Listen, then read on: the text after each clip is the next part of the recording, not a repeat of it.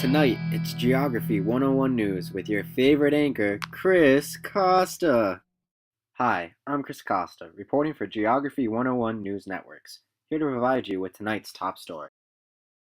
Alaska, America's largest state, is facing mounting issues with climate change, as evidenced by our station's recent studies. Known most famously for its rugged winters and, some other stuff, could even Alaska's snowy wastelands prove vulnerable to mankind's looming ecological disaster? The numbers say yes. Anchorage, Alaska's largest city, boasts a population of nearly 300,000, and, in 2010, recorded nearly 11 inches of snowfall in January alone. However, Alaska's City of Lights and Flowers has been experiencing some of its warmest weather in decades. Over the last 50 years, winter temperatures have risen an average of over 4 degrees. With January temperatures averaging 17 degrees in 2010, Anchorage experienced its warmest winter since the 1960s.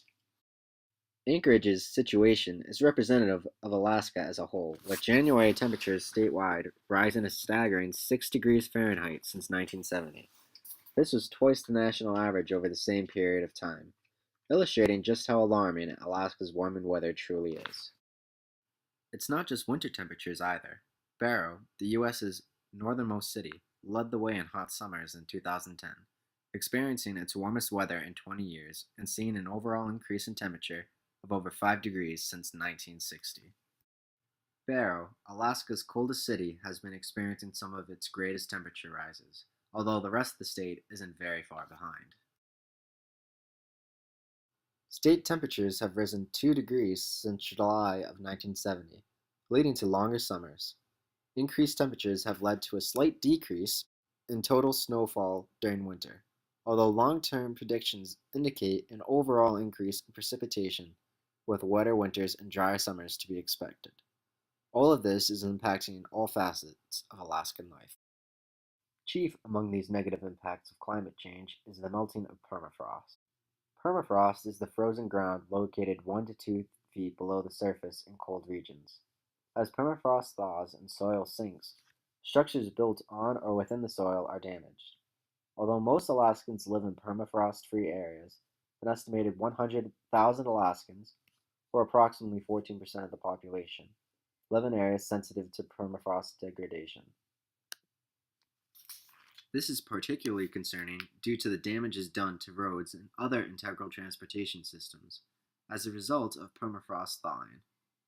Extensive damage and additional planning required to build on melting permafrost would present an enormous burden to the Alaskan economy.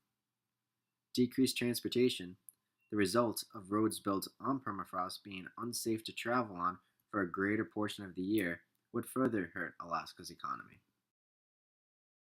The melting of permafrost, the result of the increase in temperatures recorded over the past 50 years, also damages Alaska's forests, altering soil concentrations and creating drunken trees, as roots give away in the weakened soil.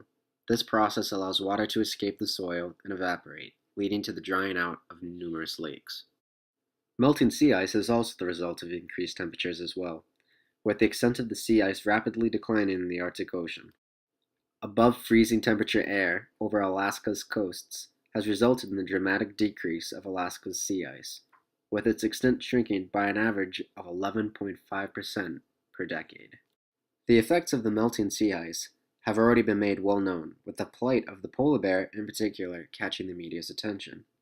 However, numerous other species that depend on the Arctic sea ice, including the walrus, are also a threat.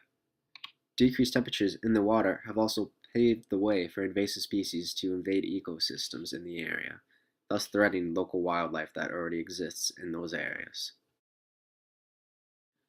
With the data now irrefutable, Alaska faces an uphill battle to reverse the devastating effects of the increased temperatures brought on by climate change.